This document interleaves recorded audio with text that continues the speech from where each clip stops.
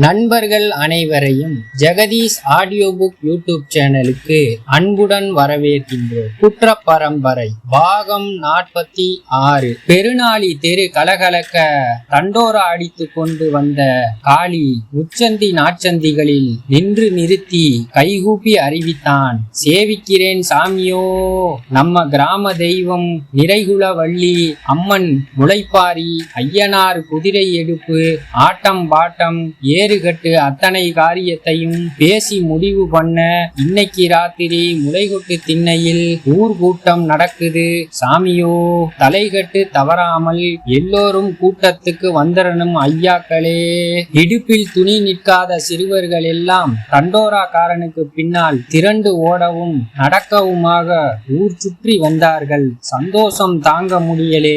ஒரு வாரத்துக்கு ஊர் கலகலத்து போகும். பெருநாளி எருதுகட்டு பேர் போன எருதுகட்டு வேடிக்கை பார்க்க சுத்துப்பட்டி சனமெல்லாம் பொங்கி போகும். பொங்கி தெற்கத்தி நாடே திரளும். இந்த வருஷம் எருதுகட்டு நடப்பது சந்தேகம்தான். கொம்பூதிக்காரன் தான் கோட்டைக்குள்ளே இறங்கி மாடு பிடிக்கணும். அந்த காலத்து கிச்சிலப்ப நாயக்கன் குடியாண்ட கோட்டை இருந்த இடத்திலேதான் எருதுகட்டு நடக்கும். இந்த திருவிழாவுக்கு கொம்பூதி ஊர்பகை ஆகி போச்சு. உள்ளூர்காரன் உயிருக்கு பயந்து பயலுகள் எருதுகட்டு வடத்தை பிடிக்க கூட உடல் பதறுவான். மாட்டுக்கொம்பை எப்படி பிடிப்பான்? கூடுற கூட்டமெல்லாம் கொம்பூதிக்காரன் விளையாட்டை பார்க்க கூடுற கூட்டம்தான். எங்கும் பிடிபடாமல் நாடு சுற்றி வரும் எருதுகட்டு காளையெல்லாம் கொம்பூதி இளவட்டங்கள் காட்டுகிற விளையாட்டில் திருகிருத்து போகும். எருதுகட்டு இல்லாமல் என்ன திருவிழா? இளவட்டங்களுக்கு சப்பென்று இருந்தது. தண்டோரா அடித்து கொண்டே காளி கச்சேரி வாசலை கடந்து போனான். கூடுதலாக வந்திருக்கும் 5-6 போலீஸ் குதிரைகளின் காது மடல்களுக்குள் தண்டோரா சத்தம் குறுகுறுத்தது. கொம்பூதி ஆயுத பறிமுதலுக்கு குதிரைப்படை எல்லாம் வந்திருந்தாலும் திட்டமிட முடியாமல் மலைத்து போயிருந்தார் இன்ஸ்பெக்டர் பகதூர். தோள்பட்டை இறங்கிய வெள்ளைக்கார சார்ஜென்ட் இன்னும் வேலைக்கு வந்தபாடில்லை. 1000 உத்தரவுகளையும் யோசனைகளையும் சொல்லிவிட்டு அதிகாரிகள் போய்விட்டார்கள். ஆயுத பறிமுதல் செய்ய கொம்பூதிக்குள் பகலில் நுழைவதா இரவில் நுழைவதா? கிழட்டு போலீஸ் சொன்னார். எசமான், நம்ம போலீஸ் துப்பாக்கிகளும் கொம்பூதி பொம்பளைகளோட துடைப்பக்கட்டையும் ஒண்ணு. கொம்பூதிக்காரன் என்ன வகையான ஆயுதம் வச்சிருக்கான், எந்த திசையிலே இருந்து கொல்லுவான் தெரியாது. அதனாலே பகலிலே போவது உச்சிதமில்லை. ராத்திரி போனால் பொம்பளைகள் தான் இருப்பாளுக. ஆயுதங்களை எடுத்துக்கிட்டு ஆம்பளைகள் எல்லாம் களவுக்கு போயிருப்பாங்க. வீடுகளில் கிடக்கிற 1-2 மிச்ச மீதி ஆயுதங்கள் தான் சிக்கும். கொம்பூதிக்காரனை விட்டு ஆயுதங்களை பிரிக்கணும். என்ன வழி? தகுதி மறந்து கிழட்டு போலீசிடம் யோசனை கேட்டார் பகதூர். கொம்பூதிக்காரனை விட்டு ஆயுதங்களை பிரிக்கிறது கூட்டை விட்டு உயிரை பிரிக்கிறது மாதிரி நடக்கிற காரியமாக எனக்கு தெரியலே. தண்டோரா சத்தத்தை கேட்டு பகதூர் கச்சேரி வாசலை காட்டி என்ன சத்தம் என்றார். ஆட்டம் பாட்டம் எருதுகட்டு சாமியோ.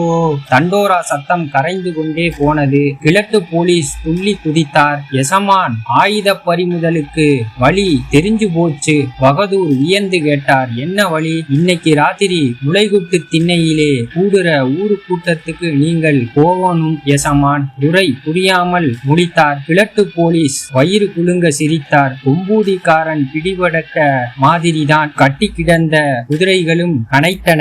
துருவனையும் அழைத்து கொண்டு பச்சமுத்து கொம்பூதிக்கு வந்திருந்தான். வேயண்ணா வற்புறுத்தியும் பச்சமுத்து மட்டும் எதிர் திண்ணையில் அமர்ந்தான். துருவன் உட்காரவில்லை. வேயண்ணா கடிந்து கொண்டார். டேய் துருவா, இதென்ன பெருநாளி முதலாளிமார் வீடா? உட்காருப்பா. துருவனின் கையை பிடித்து வையத்துறை உட்கார வைத்தான். வேயண்ணாவின் முகத்தை பார்க்க துருவனுக்கு நெஞ்சு கனத்தது. பெருநாளி மஞ்சனத்தி மரத்தடி எறும்பு புற்றில் இருந்து தன்னை வேயண்ணா காப்பாற்றிய பிறகு துருவன் கொம்பூதிக்கு வரவில்லை. இப்போதான் வர்றான். நிமிர்ந்து பார்க்க துணியாமல் வேயண்ணாவின் அகன்ற மார்மை அளந்தான். அந்த வீரம் நிறைஞ்ச நெஞ்சுக்குள்ளே இருக்கிற ஈரம் துருவனின் கண்களில் பனித்தது. உதடுகள் துடிக்க, ஐயாவுக்கு நாங்க துரோகம் பண்ணிட்டோம். தலை கவிழ்ந்தான். என்னடா சொல்ற? வேயண்ணாவுக்கு ஒன்னும் புரியலே. கட்டெரும்பு கடியிலே நான் செத்திருக்கணும் சாமி. தேம்பி தேம்பி அழுதான். பச்சமுத்து முகத்தையும் வையத்துறை முகத்தையும் வேயண்ணா மாறி மாறி பார்த்தார். ஏய் துருவன், ஏனப்பா அழுகிறான்? பச்சமுத்து தான் சொன்னான். பெருநாளிக்காரனும் பெரும்பச்சேரி ஆளுகளும் ராசி ஆயிட்டாங்க ஐயா. வையத்துறை திகைத்து போனான். எப்படி ராசி ஆனாங்க? உங்க அப்பன் திருவேட்டைதான் கச்சேரிக்கு வந்து கைகோட்டு போனவன் என்றான் பச்சமுத்து. எங்களுக்கெல்லாம் எதுவும் தெரியாத ஐயா. துருவனுக்கு அழுகை நிற்கவில்லை. வேயண்ணாவின் முகத்தை பார்க்கவே வெட்கப்பட்டான். எங்களுக்கு புத்தி கெட்டு போச்சா? வையத்துறைக்கு பொறுக்க முடியவில்லை. உங்க அப்பன் திருவேட்டைக்கு பெருநாளி பகையும் பிடிக்கலே, கொம்பூதி உறவும் பிடிக்கலே. பச்சமுத்து பதம் பார்த்து செருகினான். வேயண்ணாவுக்கு சீ என கோபம் வந்தது. டேய் பச்சமுத்து, மனம் போன போக்கிலே பேசக்கூடாது. மனுஷனுக்கு மனுஷன் ராசியா இருக்கிறது நல்லதுதானே. இதிலே என்ன தப்பு? துருவன் தலை நிமிராமல், ஐயா எங்களாலே தானே உங்களுக்கு பெருநாளி பகையும் போலீஸ் நெருக்குதலும் வந்தது என்றான். வரட்டுமே, அதுக்காக பெரும்பச்சேரி சனம் ஏன் பட்டினி கிடக்கணும் என்றவர். ஏய் பச்சமுத்து, பெரும்பச்சேரிக்கு தட்டுப்பாடு இல்லாமல் தானியம் அனுப்பி வச்சியா? கேள்வியை திருப்பினார். வண்டி வண்டியா கொண்டு போய் நானே இறக்கினேன் ஐயா. துருவனை கேளுங்களேன். துருவன் வாயில் துண்டை பொத்திக் கொண்டு கலங்கிய கண்கள் அசையாமல் அமர்ந்திருந்தான். வேயண்ணா தீர்மானமாக சொன்னார். திருவேட்டை செய்தது சரிதான். பெருநாளிக்காரனுக்கு இனிமேலாவது புத்தி வந்து மனுஷனை மதிக்க கத்துக்கிடணும். வையத்துறைக்குத்தான் மனசு ஆறவில்லை. முளைகுட்டு திண்ணை நிறையவும் சுற்றிலும் கூடியிருந்தார்கள். எருதுகிட்டு மேலே குறிவைத்து இளவட்டங்கள் கூட்டம் நிறைய வந்திருந்தது. இந்த வருஷம் எருதுகட்டு நடத்த முடியாது என்று எடுத்த எடுப்பிலேயே ஓங்கி அடித்தார் தங்கசாமி. ஊருக்கு முதல் கரை அவர்தான். அத்தனை முதல் மரியாதையும் அவருக்கு போகத்தான் மற்றவர்களுக்கு. போதைக்கார இளவட்டங்கள் முறுக்கினார்கள். எருதுகட்டு ஏன் நடந்து முடியாது? கோட்டைக்குள்ளே இறங்கி மாடு பிடிக்க கொம்பூதிக்காரன் வரமாட்டான். அதனாலே முடிவுக்கு வராமல் பேசிக்கொண்டே இருக்க குதிரை சாரட்டில் வந்து பகதூர் துரை இறங்கினார். முக்கியஸ்தர்கள்லாம் மளமளவென கீழே இறங்கி கும்பிட்டார்கள். துரை வர போவது யாருக்கும் தெரியாது. கிழட்டு போலீஸ் துரைக்கு வழி ஒதுக்கி கொடுத்தார். திண்ணையில் தாவி உட்கார்ந்த பகதூர் துரை, ஏன் நிற்கின்றீர்கள்? நீங்க பேசுங்க. கூட்டத்தை ஒரு சுற்றால் நிதானித்தார். எசமான், திடுதிப்புன்னு வந்துட்டீங்க. வர்றது தெரிஞ்சிருந்தால் மாலை மரியாதை பண்ணி இருப்போம். முதல் கரை தங்கசாமி அடக்கம் காட்டினார். அதெல்லாம் தேவையில்லை. திருவிழா நல்ல முறையில் நடக்கணும். துரை இணக்கமாக பேசியது கூடியிருந்த கூட்டத்துக்கு பிடித்து போனது. திருவிழாவிலே என்ன விசேஷம்? கிழட்டு போலீஸ் சொல்லி கொடுத்த இடத்திலிருந்து துரை பேச்சை ஆரம்பித்தார். அம்மனுக்கு முளைப்பாரி, ஐயனாருக்கு குதிரை எடுப்பு, மற்றபடி ஆட்டம் பாட்டம் எல்லாம் நடக்கும் எசமான். செத்து போன சுப்பையாவுக்கு பிறகு ஏகாம்பரத்தின் வாய் ஒடுங்கி போக இப்போதெல்லாம் முந்திக் கொண்டு பேசுவது ஐயா துரைதான். எருதுகட்டு நடத்துறது உண்டா? கிழட்டு போலீஸ் ஒன்றும் தெரியாதவராய் விழுதார். வருஷா வருஷம் நடத்துறதுதான். இந்த வருஷம் எருதுகட்டு இல்லை.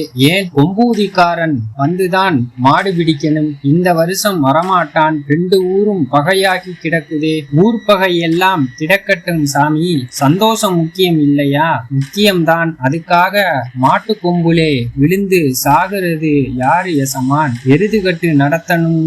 என்ன செய்யலாம்? மாடு பிடிக்க கொம்பூதிக்காரன் வேணுமே எசமான். கொம்பூதி ஆட்களை கூப்பிடுவோம். துரை சொன்னதும் பேச முடியாமல் எழுந்தார்கள். கொம்பூதிக்கே போய் பேசுவோம். நானும் வருகிறேன். முக்கியஸ்தர்களுக்கு மூச்சு நின்று புறப்பட்டது.